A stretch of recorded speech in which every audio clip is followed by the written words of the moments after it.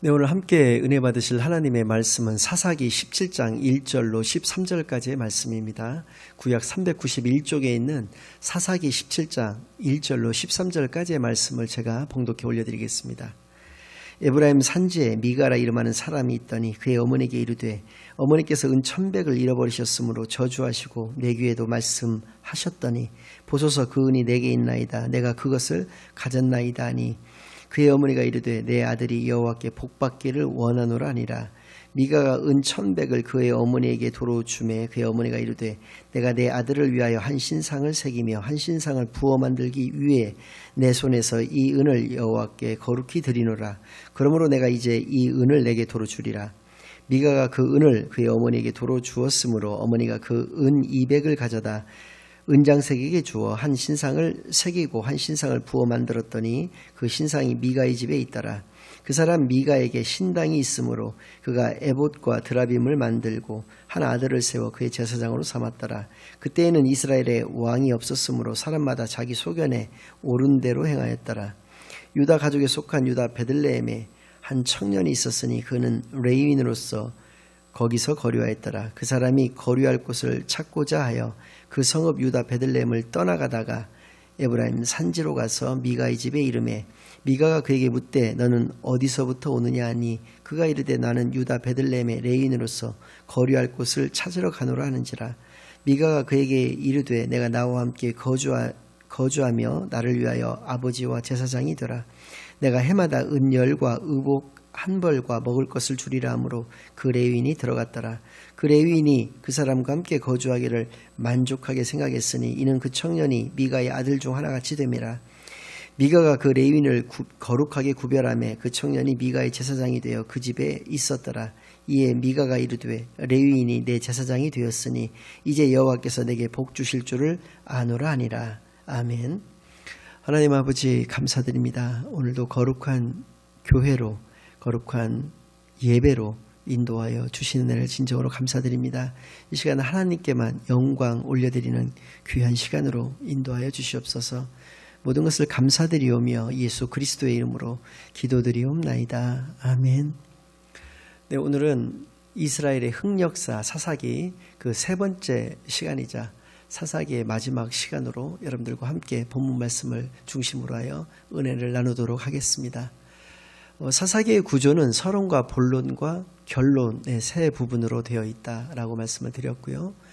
먼저 서론 부분은 1장 1절로 3장 6절까지의 말씀이 서론 부분에 해당되어서 첫 시간에 2장 6절에서 10절까지의 말씀을 중심으로 해서 여러분들과 함께 은혜를 나누는 시간을 가졌었습니다. 이 사사기의 역사가 왜 죄악의 역사가 되었는가라는 문제였었습니다. 그것은 하나님을 알지 못하고 하나님이 그들을 위하여 행하신 일도 알지 못했기 때문이었다라고 말씀을 드렸었습니다.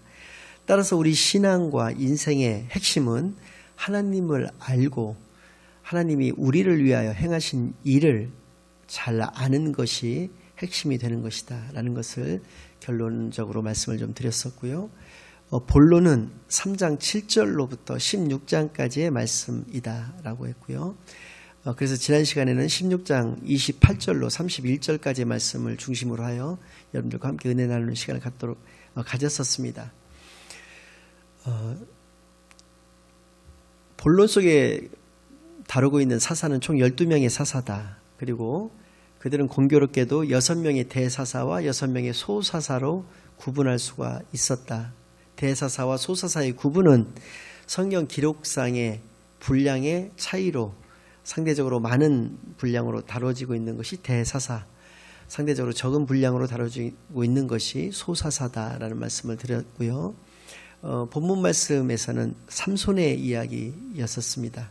그래서 삼손은 12명의 사사 가운데에서 가장 마지막 사사일 뿐더러 가장 많은 분량을 또 할애해서 기록되어져 있는 그런 사사이기 때문에 또한 다른 여느 사사와는 그 패턴이 조금 다르다라고 하는 측면에서 삼손에 대해서 살펴보았는데 결론적으로 삼손은 나실인이었으나 나실인의 사명과 역할을 감당치 못했다라고 말씀을 드렸고요.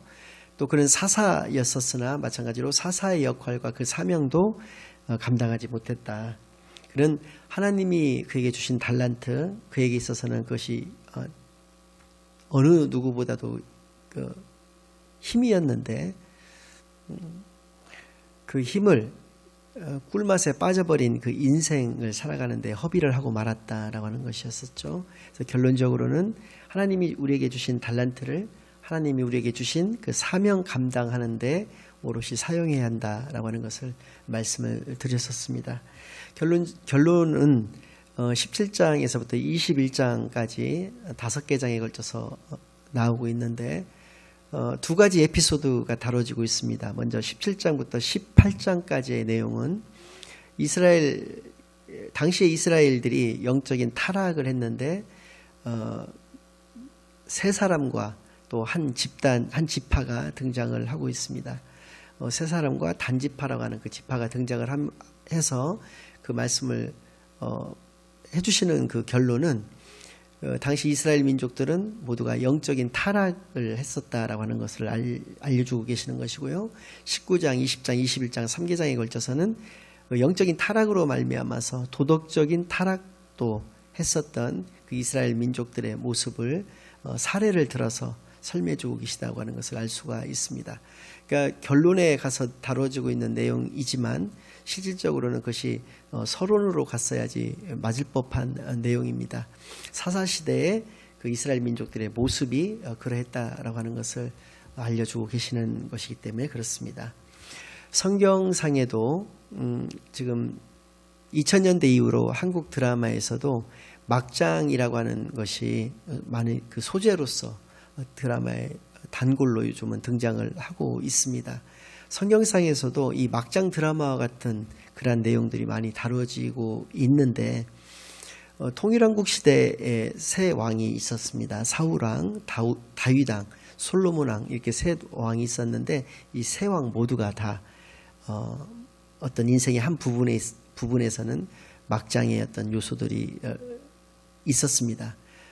특히 그 가장 성군으로 추앙되고 있고 이스라엘 사람들에게 있어서 오늘날에도 이스라엘의 대표적인 왕으로서 꼽는 사람은 다윗 왕인데 다윗과 그 밧세바 사건이라고 하는 그 사건을 봤을 때는 굉장히 그 막장의 요소가 많다라고 하는 것을 우리가 알 수가 있고요. 분열왕국 시대에 있어서도 마찬가지였었습니다. 북이스라엘과 남유다로 이렇게 나뉘어지게 됐었는데 북이스라엘에서는 대표적인 그 막장이 아합왕과 이세벨 왕비의 그 사건.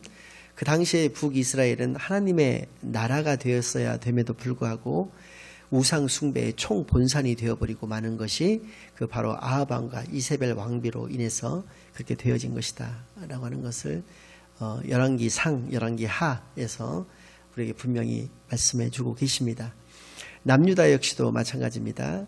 히스기야 왕이라고 하는 왕의 아버지였던 아하스 왕이라고 하는 사람은 그 당시에 그 가나안의 대표적인 신이었던 바알과 아세라 같은 신들은 뭐 말할 것도 없거니와 암몬 족속이 섬겼던 신 몰렉이라고 하는 신도 역시 섬기게 되는데 이 몰렉이라고 하는 신은 전쟁과 역병을 불러일으키는 그 파괴의 신이다라고 알려져 있고요.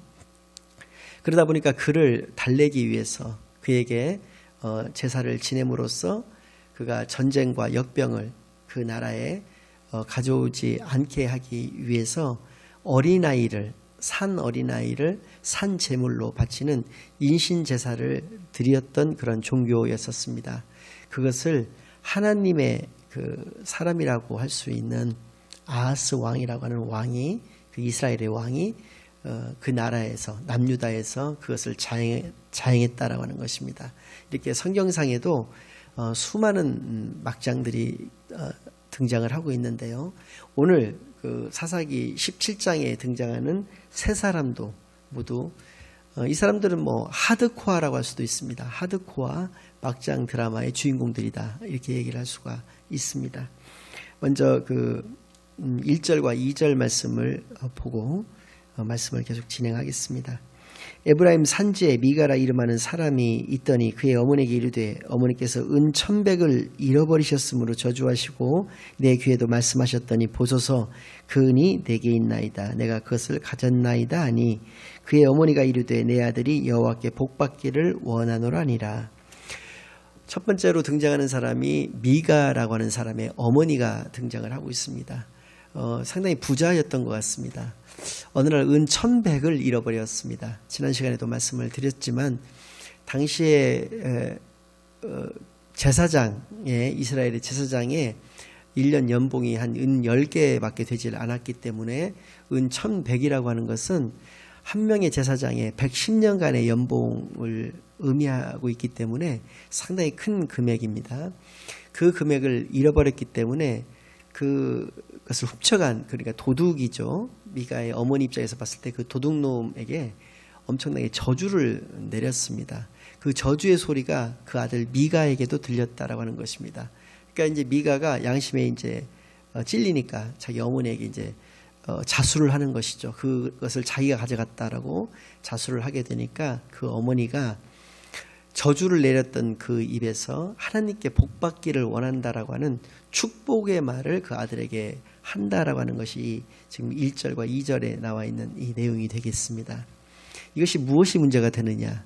하나님의 모습 속에 있는 대표적인 모습, 공의의 하나님이라고 말씀을 드렸는데, 하나님을 섬기는 자는 마땅히 공의로워야 할 것이며 또 사랑의 하나님이시기에 우리도 역시 사랑의 하나님의 자녀가 되어야 됨에도 불구하고 전혀 공의롭지 못한 모습이었다라고 하는 것입니다.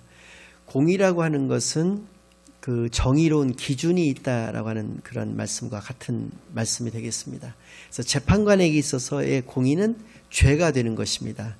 그것이 돈 있는 사람이 죄를 지었느냐, 권세 있는 사람이 죄를 지었느냐가 기준이 되는 것이 아니라 그렇게 형용사가 붙는 것이 아닙니다.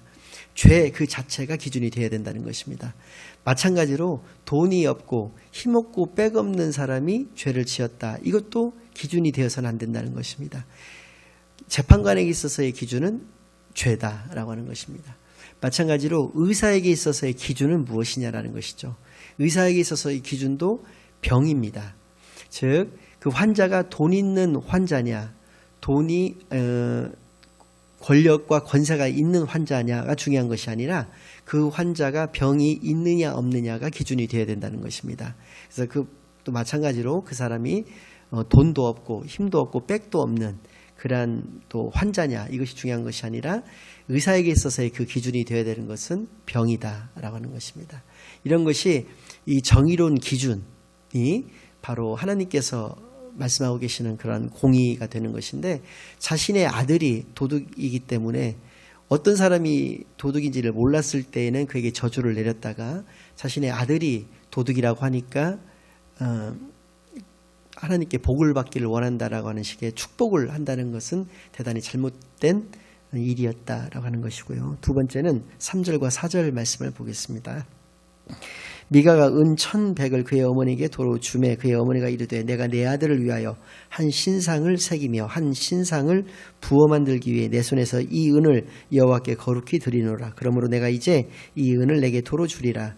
미가가 그 은을 그의 어머니에게 도로 주었으므로 어머니가 그 은 200을 가져다 은장색에게 주어 한 신상을 새기고 한 신상을 부어 만들었더니 그 신상이 미가의 집에 있더라.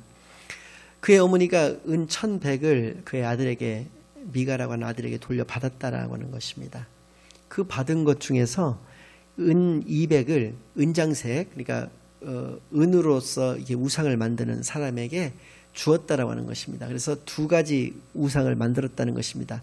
한 우상은 새겨 만들었고 한 우상은 부어서 만들었다라고 하는 것입니다. 그러니까 하나는 조각을 했다는 것이고 하나는 주물을 했다라고 하는 얘기인데, 어쨌든 간에 두 개의 신상을, 우상을 만들어서 그의 아들에게 주었다라고 하는 것입니다. 그러니까 불신앙을 유산으로 물려줬다라고 하는 것이죠. 아주 좀 속된 얘기입니다만은 미쳤다라고 이야기를 할 수밖에 없습니다.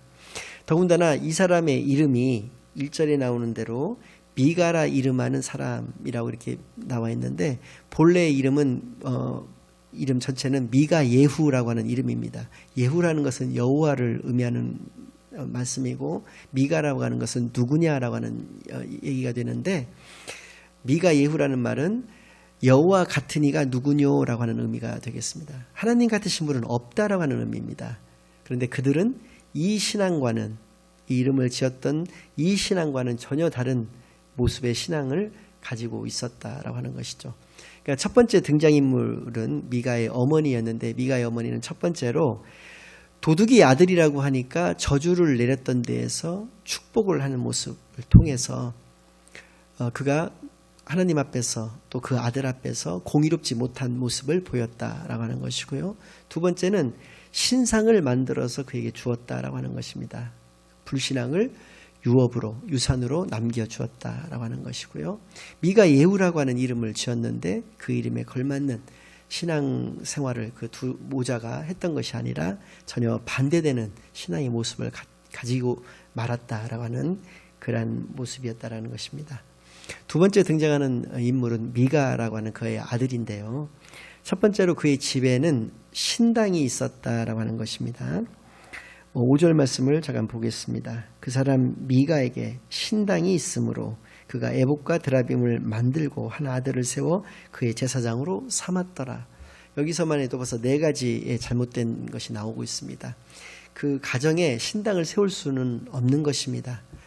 기도처를 만들 수는 있겠죠. 그래서 기도를 할 수가 있지만 하나님을 모셔두는 것은 성소, 당시에는 성막에서 하나님을 모셔두어야 되는데도 자기 집에 신당을 만들었다는 것은 그의 어머니도 마찬가지였지만 가나안의 우상 숭배의 영향을 받아서 그렇게 했다라고 하는 것이고요. 두 번째는 에봇이라고 하는 것은 이스라엘의 제사장만이 입을 수 있는 겉옷을 의미하는데 그 에봇을 만들어서 뒤에 나옵니다만 자기의 아들을 자기 맘대로 제사장으로 삼아서 그에게 입혔다라고 하는 것입니다.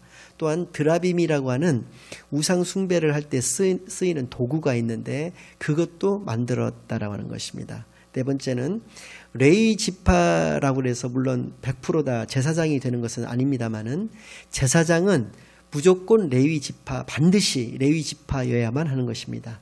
그런데 레위 지파도 아니었던 미가가 자기의 아들을 세워서 그 집에 그 신당의 제사장으로 삼았다라고 하는 것입니다. 이렇게 크게 4가지 죄를 범하게 된다라고 하는 것이고요.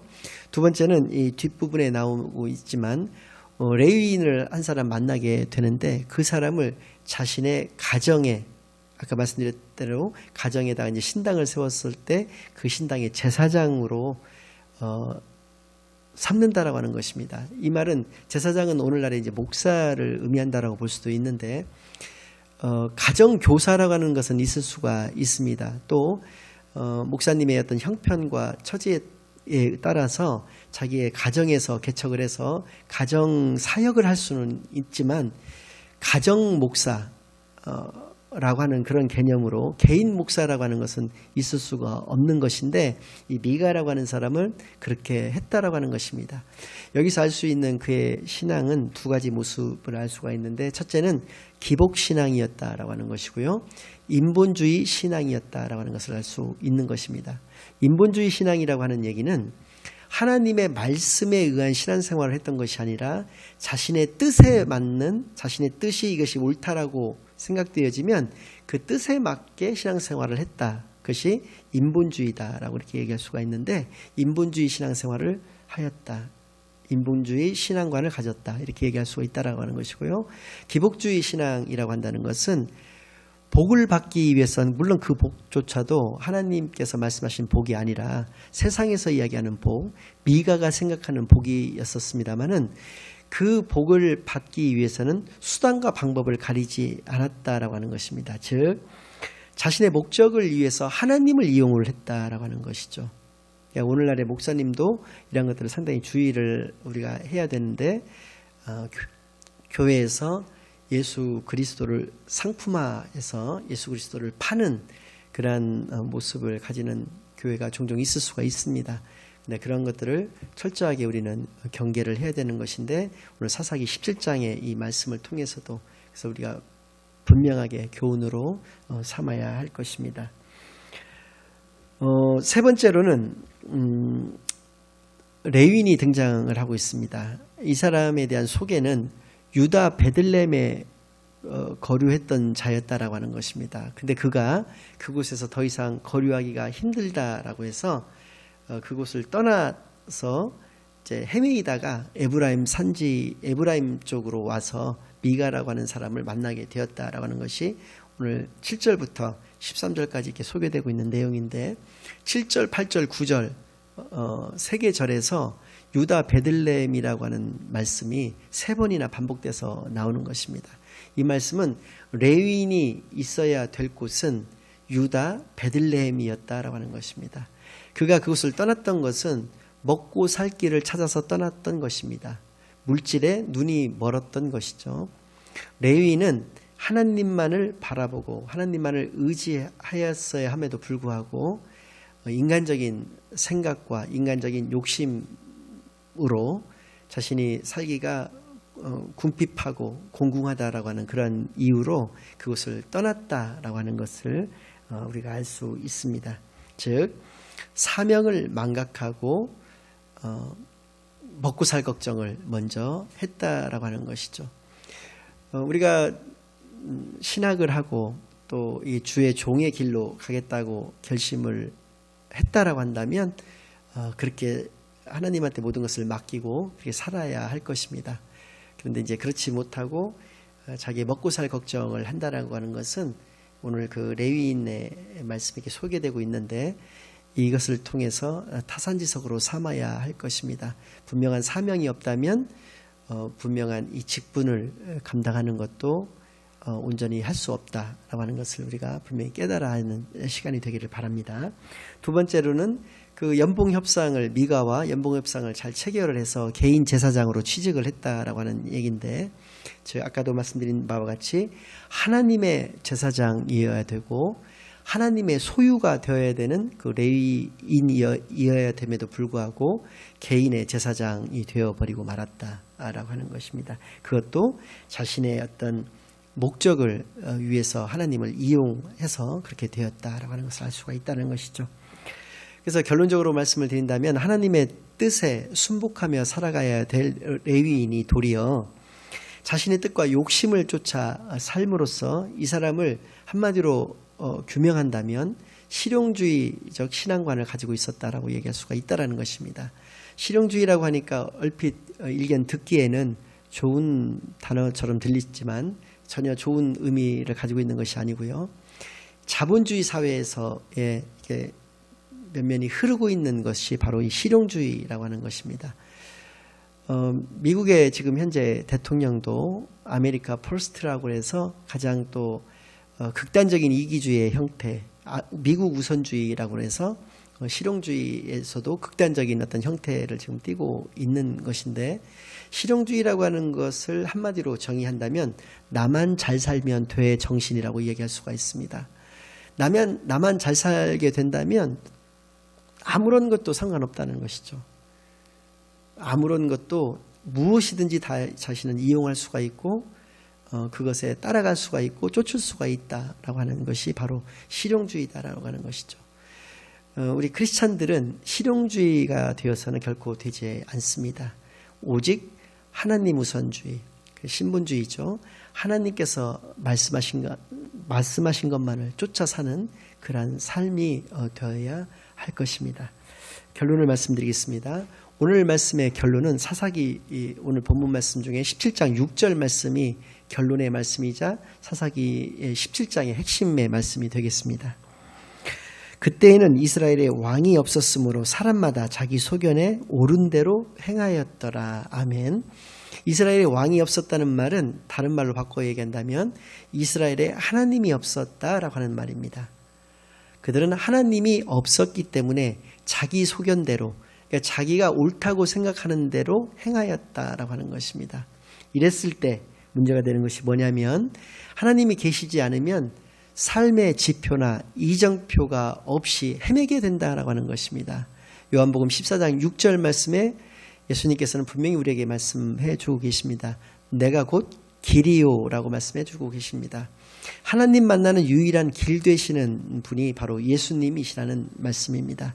그래서 예수님께서 그리스도로 내 마음에 또 구주로서 내 마음에 좌정하고 계시지 않는다고 한다면 나는 이 세상을 살아가면서 아무런 방향도 없이 목표도 없이 헤맬 수밖에 없다. 죄 가운데 빠져들 수밖에 없다라고 하는 것을 알 수가 있고요. 두 번째로는 같은 말인 것 같지만 약간 뉘앙스적으로 다른데 하나님이 계시지 않으면 자신의 뜻대로 살게 된다라고 하는 것을 알 수가 있습니다.